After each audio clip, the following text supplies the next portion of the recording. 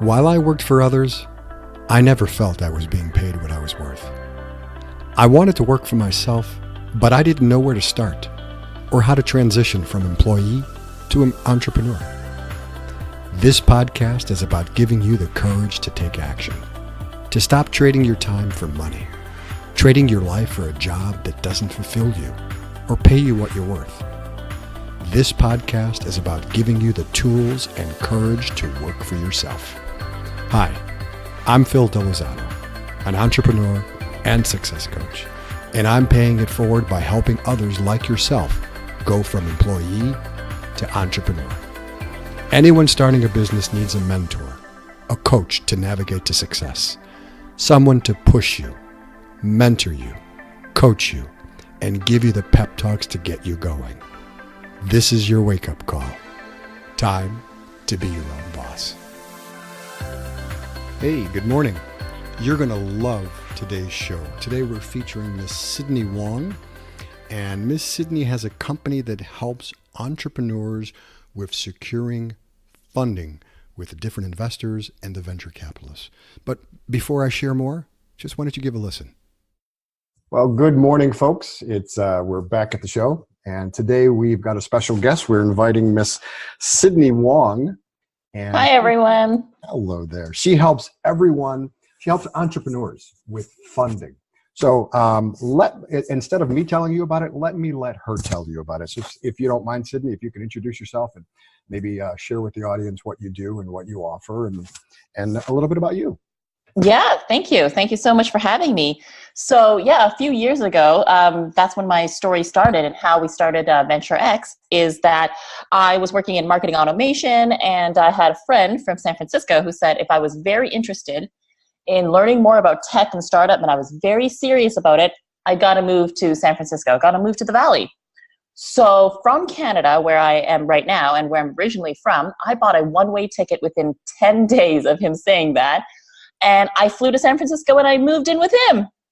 And I had no visa. I still don't have a visa. And from there, I was talking to every Uber driver, every TaskRabbiter, and every host on Airbnb. And I was just asking them so many questions here and there. And it was just really interesting to see that they all had a purpose of doing what they're doing. And they all had a road to success and to startup and everything. And I thought that was so great. So I wanted to bring that kind of structure to everyone else in the world, make it more available and more accessible.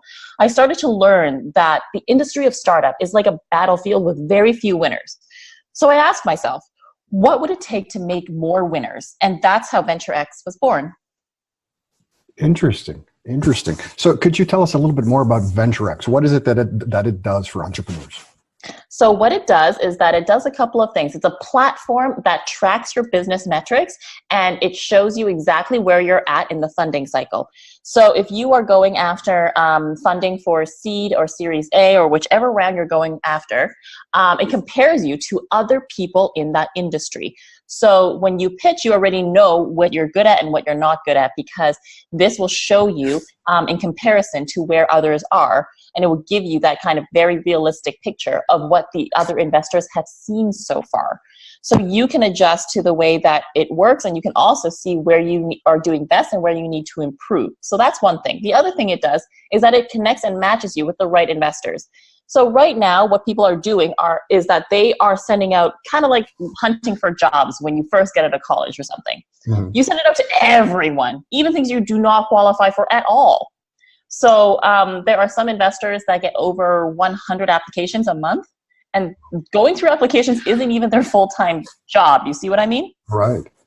So in order to have the best matches, you needed to make sure that you understand what the criteria is, where you stand, and then how to best approach that. So we do all of those things, and we also have customized services on a consulting basis to help them further along.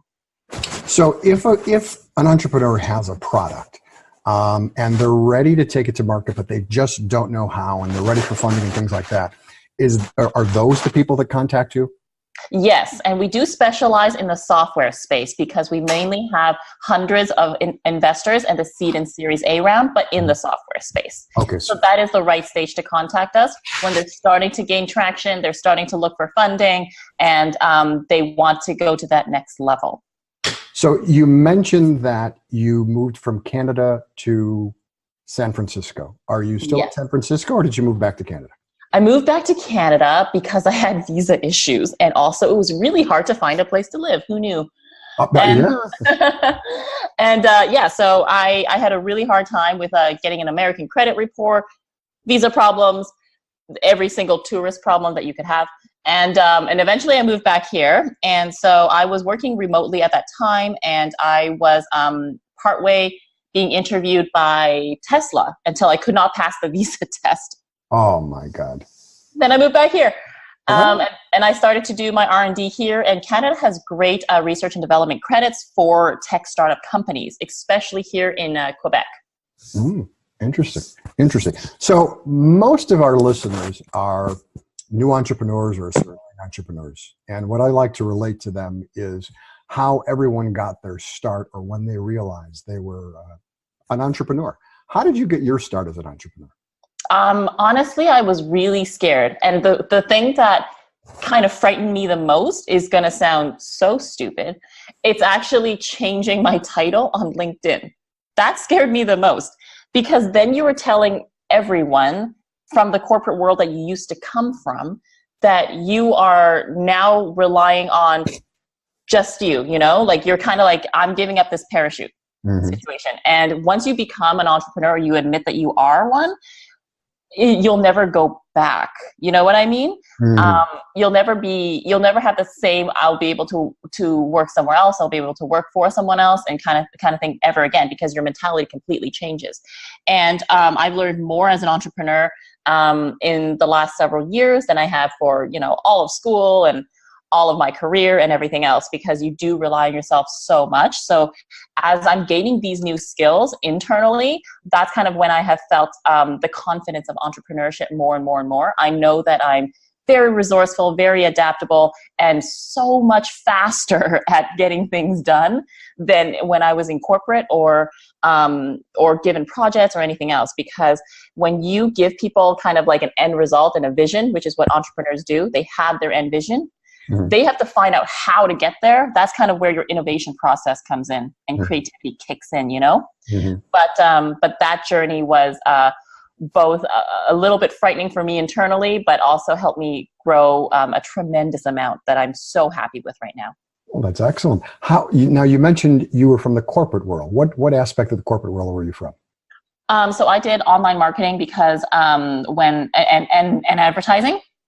So when I was first starting out, that's kind of where a lot of the businesses were and a lot of the jobs were. And so I was working at Ogilvy & Mathers, a big corporation, which is one of the biggest advertising companies in the world. WebMD, huge in the States. And it's also available in Canada, but we also have free healthcare. So, I had to explain to people what that was all the time.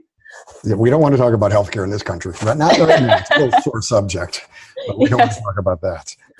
Yes, and so I mostly worked for American companies, as you can see, living in a French-speaking place. But I mostly worked for American companies that were here, and then WebMD closed their offices here and moved everything to the States, and so then I felt like I needed a big change in direction, and so here I am today. Interesting. It sounds like you do a lot of traveling. Here, I'm going to go off on a little note here. What do you like to do for fun? I love to work out. I love to be I like to be fit, and I do really love to travel. So by the time I was like 26, that's actually when I moved to the Valley. I've been to about 26 countries. 26 different countries. Which ones were your favorites? Probably the ones I lived in. So I counted living in as in like 3 months or more, because you had to get an apartment and do regular grocery shopping and stuff. So I lived in Paris for my master's degree. I lived in San Francisco for tech and startup, and I lived in Copenhagen also. That was probably the most confusing because I didn't speak the language. They had very different laws and policies and everything than we do. Like, for example, when you import American goods to Europe, things are more expensive. Like Tropicana is so much more expensive than wine. It sounds crazy, right? But it's so expensive there. So I didn't have any Tropicana when I was living in Paris or Copenhagen because like, why would I? And then on top of that, Copenhagen had things like a sugar tax, which was really interesting. So it kept their citizens healthy because when they imported American goods, not only was it expensive because it was a foreign good, but also counting the grams of sugar and added sugar, which Americans are known for, it adds up to a lot. So if you have a Hershey's chocolate or Tropicana or like your bread, it's just that it's a lot more expensive to get than if you were to get something healthier. Does that make sense? Absolutely. It sounds like it's much cheaper to live in Canada than it is in Europe. It is cheaper to live in Canada than it is in Europe. That is true. So, and a lot of our places are very like, they have a good standard of living, you know? Fantastic. So when you got back to this area, the first thing you do was jump in on the Tropicana? Oh yeah, so much. Tropicana, peanut butter, all these things that it can't get. Oh my God. That's interesting. Let's go back to the to some of the thoughts the entrepreneurs are thinking, some of the new entrepreneurs. If you were to give advice to new and aspiring entrepreneurs, what advice would you give? So when it comes to funding, like the biggest questions are always being the ones that are grilled over and over again. So part of the things that we do, for example, is that we actually went to all these different conferences and pitch competitions and wrote down every single question every single judge has ever asked. So we have a trend of the kinds of things that people usually have pitfalls in. You see what I mean? Mm-hmm. So that gave a huge edge to the startups that were coming out of VenturX. So the ones that we have seen that people tend to have a huge problem with is really being judged on their market. How well do you know your market? So that seems like it's very simple. If you go, okay, well, I'm selling to all the teachers in North America. You know, how many teachers are there? Blah, blah, blah, blah.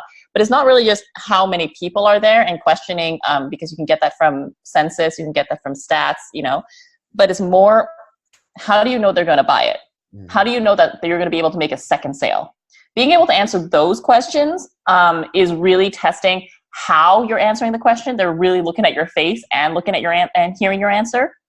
But also, it does test your ability to see what kind of secret ingredient you have that maybe no one else has to sell to this market. You know, why do they want this so much? What does it do for them? And how much does it cost you to find all of these teachers in North America, for example? So that is called market acquisition or customer acquisition within your market. And I always find that these were the hardest ones that people had trouble with. The reason that they're asking it at the end of the Q&A section is because they felt you didn't cover it well enough during your presentation. Interesting. So let's say I am a new entrepreneur and I've got this software product, and you know I don't want to label myself, but let's say I'm techie, but I'm not that knowledgeable on the funding, but I know that's the next step. What do I need before I come to you as far as funding requirements and starting to pitch for those things? So we mostly work with new entrepreneurs. So that is great. So what we have provided is actually a 2-week free trial. So you can have 100% money back guarantee. When you put in your numbers, they're not exactly where you thought they were going to be. And then you can come back later if you like, you know?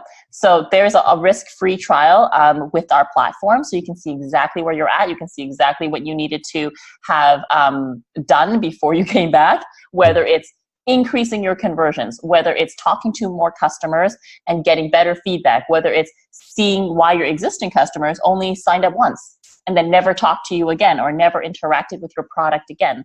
So it gives you a very real-time assessment of where that's at. And you know, if you want, we also have account managers that can help set that up for you. So then if you have any questions, you can always ask them on the spot too. So basically thank God you're going to hold our hands through this process to get us ready to start talking to the investors. Yeah, every single thing that you do in your step of entrepreneurship is new to you, just like it is for everybody else. Mm-hmm. If you haven't done it before, we don't expect you to know everything. That's the entire point. That's excellent. That's good to know, because many entrepreneurs, they know that they want funding, but they may not be ready for it. And they may pitch too soon, and all of a sudden it's too premature, and the idea goes to the wayside when everybody says no. That's exactly right. There are a lot of investors who do love a comeback story because there's so much grit and substance to that story. At the same time, if you're asking for funding that you need but you are not ready for, those are two different situations. And investors have that conversation every day, where they have to explain what the difference is between the two. Mm-hmm.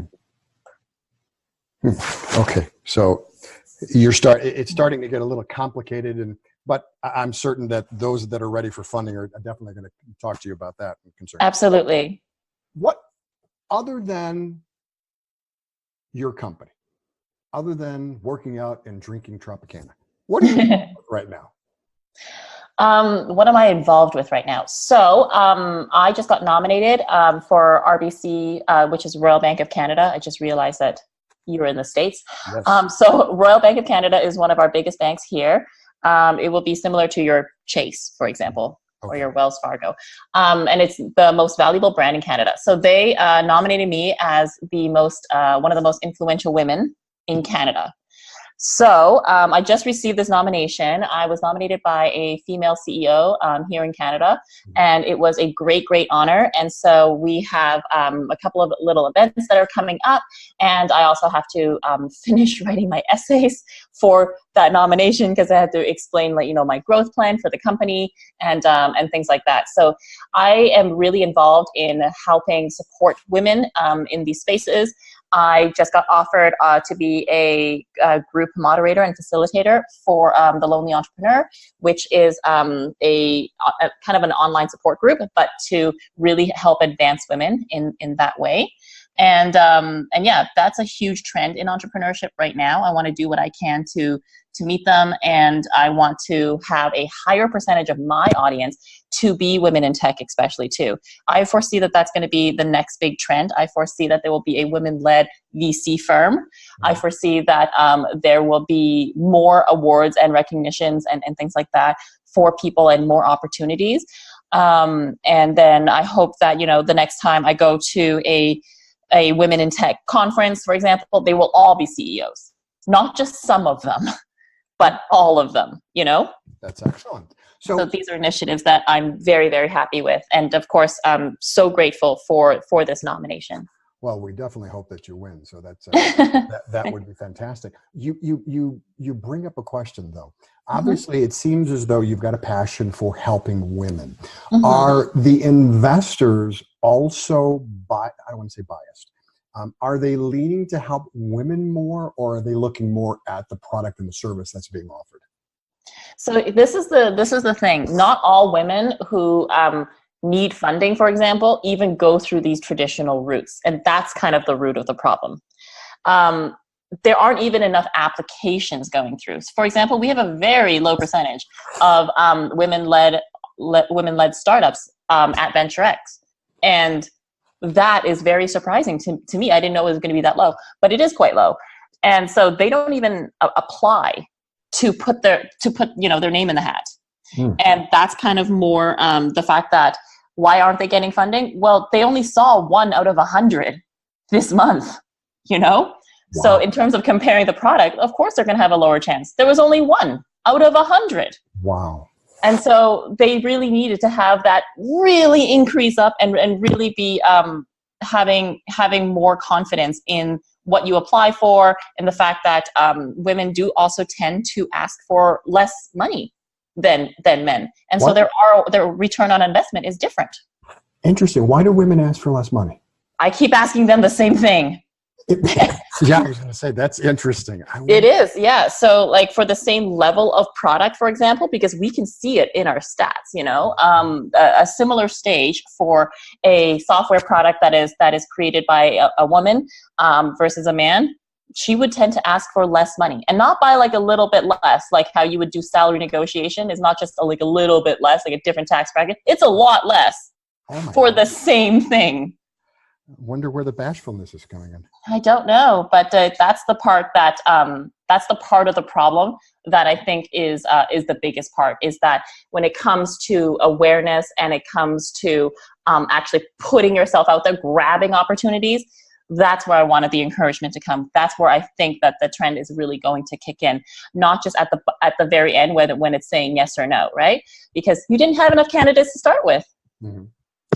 That is interesting. So, speaking towards the female entrepreneur, Mm-hmm. and being a female yourself, what advice would you give them? Because it sounds like they're not even coming. A lot of them aren't even coming to the table to you. Yeah. They're just, whatever the reason may be, whether they're scared or fear, or it's just not going to happen, or they're going other routes. What advice might you give them as this situation? So I had this great conversation because with one of my mentors, who's my tech mentor here, and he has mentored people for 30 years. He's just been in the tech industry for a really long time. And he always said the same thing to me. He always told me the same story, which was that if a female tech developer, she gave you her code and it wasn't perfect, she would tend to give you nothing. She would just erase everything. Wow. And say that she couldn't do it. So she would actually get 0%. Whereas the same thing for the same age, same experience of a young male developer, he would give you all these things riddled with mistakes, right? Mm-hmm. But he would know that you would help him fix all of these mistakes, and that's fine. And so women tend to not apply for things, and the same thing with jobs as well, if they didn't hit 100% of the qualifications. Whereas for a man, if he hit something like 60 or 70%, he'd be like, this is the right job for me. I can figure out the rest. And so for me, I didn't have that same kind of mentality. Like I applied when I was in my 20s, I applied for all of these UN jobs for the UN, and I don't speak any African languages. It turns out that it was a strong requirement. Oh my God. I actually applied for like 25 jobs, and they're like, oh yes, we can send you to Cameroon and Uganda. I'm like, yes. And yeah, it didn't pass. I wasn't close. Yeah, I guess speaking another language, the language that you're asking for, the country would help a little bit. I thought it was very optional. Yeah, no, that's not how that works. You would be good in politics. You would be good in politics. Yeah, and I think that to them, I would say that one of the best advice that I've ever heard of was that you can ask for anything that you want, and the worst thing that's going to happen to you is that somebody's going to say no, and it's not so bad. That is true. That is definitely true. Wow, we are definitely learning a lot. So, other than investors that are looking to obviously support a product or invest in a product, are there any other funding areas that you also consult in or offer advice in to the entrepreneurs? So for the last 6 years or so, I was on the side, outside of my corporate job. I was also writing business plans for grants and tax subsidies and things like that. Things that I think a lot of people don't know about and don't take advantage of, especially the government-funded ones, not just the privately funded grants. Because a grant is great. It's money you don't have to pay back. Mm-hmm. And tax subsidies are also great because then you're able to get money back, but it just takes a little bit longer. Mm-hmm. However, it allows you to hire higher skilled people, which means that you're going to have your product built faster. And isn't that always a good thing? Mm-hmm. And so all of these different opportunities are really scattered everywhere. So there are a couple of sites that that we partner up with, and I think that they are fantastic. So one of them is Fundica, so Fundica. So that I believe is a Canadian one.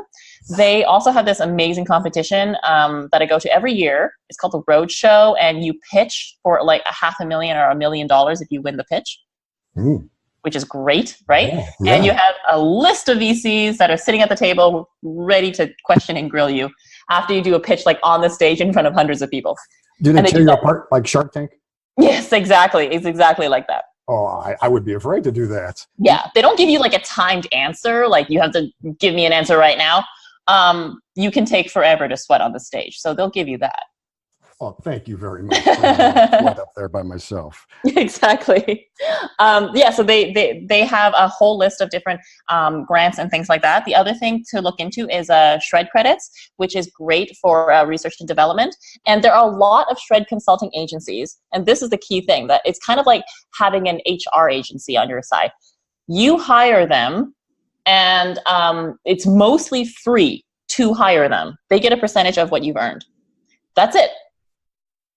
So it costs you nothing. It costs you like a couple of hours of your time to explain your business and things like that, which you would be doing anyway, because entrepreneurs never stop talking about their business. And they help you apply for all of these things, right? And they get a percentage of it. Usually some will charge you up front, but I don't think the fee is very, very high. And especially if you have several employees that are working on the product, it's totally worth it.